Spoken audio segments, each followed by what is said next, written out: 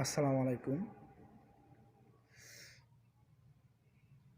Today I am going to discuss regarding the rewrite form of the verbs. Right form of the verb গুলো হচ্ছে এতই গুরুত্বপূর্ণ যে আমাদের এই রাইট ফর্ম অফ দি ভার্বের প্রভাব প্রায় প্রতিটা গ্রামার আর্টিকেলের মধ্যেই পড়ে। ইংরেজি জগতে right form of the verb যদি আমাদের না শেখা থাকে তাহলে অনেক কিছুই অজানা থাকবে।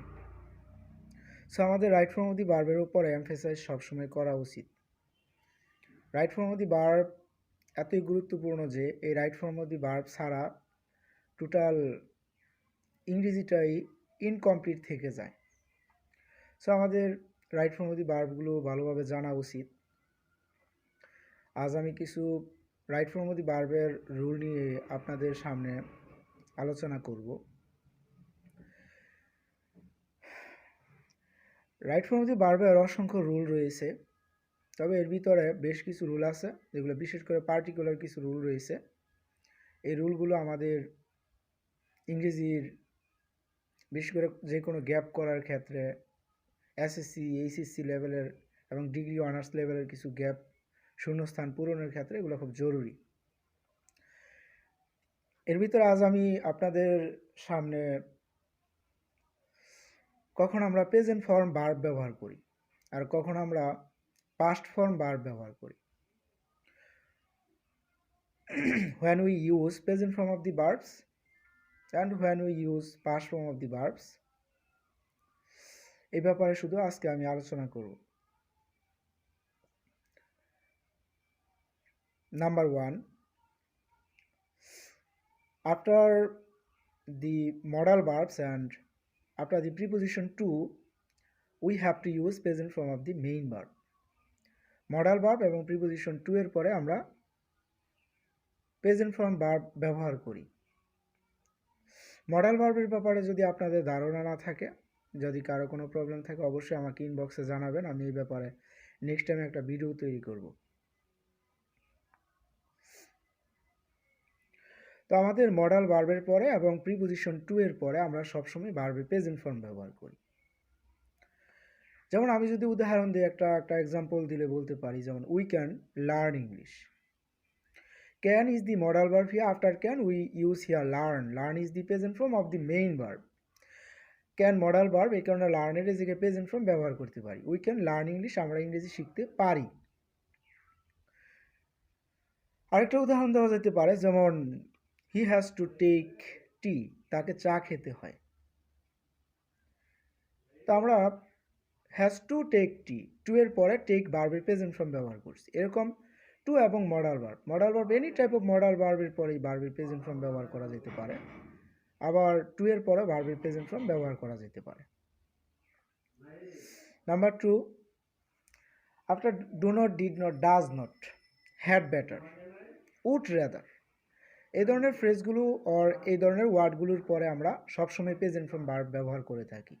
যখন আমরা do not, did not, does not দ্বারা যখন নেগেটিভ করি, অথবা ডু ডিড ডাজ দ্বারা যখন ইন্টারোগেটিভ করি, ওই সময় সাবজেক্টের পরে আমরা ভার্বটার সবসময় কি প্রেজেন্ট ফর্ম ব্যবহার করি। সো আমাদের এই ক্ষেত্রে আমি অনেক উদাহরণ দিতে পারি, আমরা অনেক উদাহরণ পেতে পারি। যেমন he does not take medicine, he does not, does নটের পরে টেক ভার্বের প্রেজেন্ট ফর্ম ব্যবহার করা হয়েছে। He does not take medicine, সে ওষুধ খায় না, ডাজ নট। একইভাবে you had better go home, you had better go back home, তোমার বাড়ি ফিরে যাওয়াই বরং ভালো। এই ধরনের had better, would rather, do not, did not, does not, এগুলোর পরে ভার্বের প্রেজেন্ট ফর্ম ব্যবহার করা যেতে পারে। এছাড়া হোয়েন, যখন আপনারা কোনো বাক্য তৈরি করবেন, যেমন প্রেজেন্ট টেন্সে যে কোনো সেন্টেন্স হলে সাবজেক্টের পরে ভার্বের প্রেজেন্ট ফর্ম বসে, সেটার ক্ষেত্রে ভার্বের অ্যাজ বা ইয়েস অনেক সময় যোগ হতে পারে, অথবা মূল ভার্বের প্রেজেন্ট ফর্ম বসতে পারে। সাবজেক্ট ভার্বের এগ্রিমেন্ট ওয়াইজ চেঞ্জ হতে পারে, তবে প্রেজেন্ট টেন্সে সাবজেক্টের পরে সবসময় ভার্বের প্রেজেন্ট ফর্ম বসে।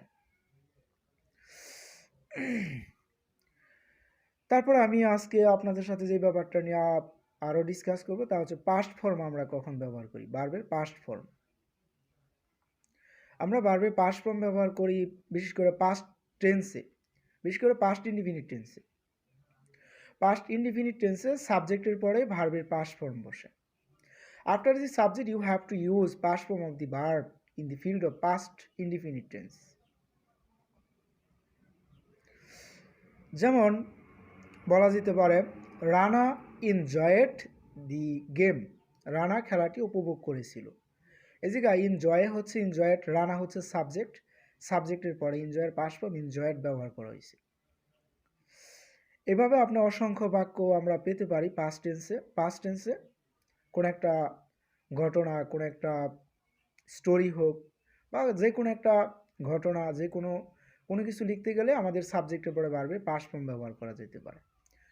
সেটা হতে পারে হেল্পিং ভার্ব, হেল্পিং ভার্বের পাস্ট ফর্ম হতে পারে কোনো একটা মেইন ভার্ব, মেইন ভার্বের পাস্ট ফর্ম। অর্থাৎ পাস্ট ইনডিফিনিট টেন্সে পাস্ট ফর্ম ছাড়া কখনো পাস্ট টেন্স হতে পারে না। তো সাবজেক্টের পরে আমরা পাস্ট ইনডিফিনিট টেন্সে ভার্বের পাস্ট ফর্ম ব্যবহার করে থাকি। তারপরে নেক্সট রুলটা হচ্ছে it is time, it is high time. It is time, it is high time. At first of the sentence when we'll get it is time, it is high time, we must use after the subject in this sentence, after the subject, past form of the main verb.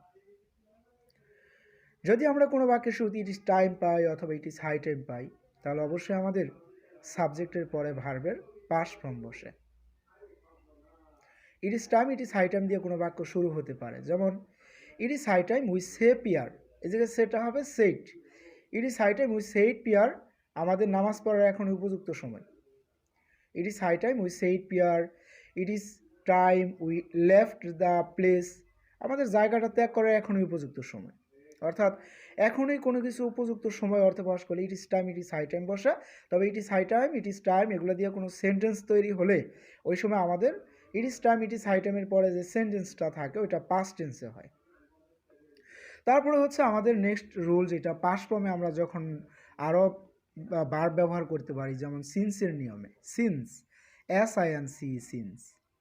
সিন্সের আগের বাক্যটা যদি present টেন্সে হয় তাহলে সিন্সের পরের বাক্যটা অবশ্যই past টেন্সে হয়। যেমন it is a long since we meet last, আমরা শেষবারের মতো অনেক সময় হয়েছে দেখা করছি, অনেক দিন আগে, অনেক দীর্ঘ সময় আগে আমরা শেষবারের মতো দেখা করেছিলাম। তাহলে it is a long since, সিন্সের আগে ইজটা প্রেজেন্ট ফর্ম, অর্থাৎ সিন্সের আগের বাক্যটা প্রেজেন্ট টেন্সে আসে, তো সিন্সের পরের বাক্যটা হবে উই মিট লাস্ট। মিটের পাস্ট ফর্ম MIT, মিট। আমরা জানি MEET স্পেলিংয়ের ক্ষেত্রে MEET মিট প্রেজেন্ট ফর্ম, তো MIT মিট হচ্ছে MET, একটা সিঙ্গেলই MET মি, সিঙ্গেল ই যখন থাকে ওই সময় এটা হয় পাস্ট ফর্ম। মিট, মিটের পাস্ট ফর্ম হয়। একইভাবে 10 years হ্যাভ পাস্ট, 10 বছর অতিক্রম হয়েছে। উই ভিজিট দ্য প্লেস, তো এই ক্ষেত্রে since we visit the place যদি সিন্সের আগে প্রেজেন্ট টেন্স থাকে, যেমন সিন্সের আগে 10 years হ্যাভ পাস্ট এরকম আসা, সিন্সের আগে 10 years হ্যাভ পাস্ট এরকম একটা বাক্য রয়েছে, তো have passed this is the present tense. এক্ষেত্রে সিন্সের পরে আমাদের উই ভিজিট দ্য প্লেস, এই ক্ষেত্রে হবে উই ভিজিটেড দ্য প্লেস। সিন্সের আগে যেহেতু আগের বাক্যটা প্রেজেন্ট টেন্সে আসে সেহেতু সিন্সের পরের বাক্যটাও কি পাস্ট টেন্সে হবে। So we visited the place, since থাকার কারণে সিন্সের আগে যখনই আমরা বাক্যে ভার্বের প্রেজেন্ট ফর্ম পাবো, তো সিন্সের পরে যে বাক্যটা হবে অবশ্যই অবশ্যই পাস্ট টেন্সে হয়ে থাকে। তো নেক্সট ভিডিওতে আমি আপনাদের জন্য নিয়ে আসবো কখন আমরা ভার্বের আইএনজি যোগ করব, অর্থাৎ ভার্বের সাথে আমরা কখন আইএনজি যোগ করব, when we add ING with the verbs, ভার্বগুলোর সাথে আমরা কখন আইএনজি যোগ করি, আইএনজি যোগের নিয়মটা নিয়ে আসবো, এবং কখন আমরা পাস্ট পার্টিসিপল ফর্ম ব্যবহার করি, পাস্ট পার্টিসিপল ফর্মের নিয়মগুলো আমরা নেক্সট আইটেমে নিয়ে আসবো। তবে আমাদের রাইট ফর্ম অফ দি ভার্বের 4টা আইটেমকে ফলো করে যখন আমরা কোনো গ্যাপ পূরণ করি, যখন আমরা রাইট ফর্ম অফ দি ভার্বের উপর একটা আইডিয়া নেই 4টা পয়েন্টের উপর ভিত্তি করে, তখন আমাদের মোটামুটি রাইট ফর্ম অফ দি ভার্বের বিষয়টা ফুলফিল হয়ে যায়।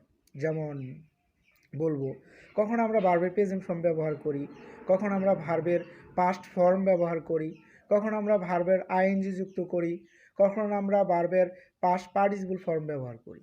এই ভার্বের বিভিন্ন ফর্মের রূপের চেঞ্জ হয়ে থাকে। এর ভিতরে আবার কখন আমরা অ্যাজ যোগ করি, কখন আমরা ইয়াজ যোগ করি, অ্যাজ বাই ইয়াজ কখন হয়, কেন হয়, এসব ব্যাপার নিয়ে আমি নেক্সট আপনাদের সামনে নেক্সট ভিডিও নিয়ে হাজির হব। আজকে এতটুকুই। আসসালামু আলাইকুম।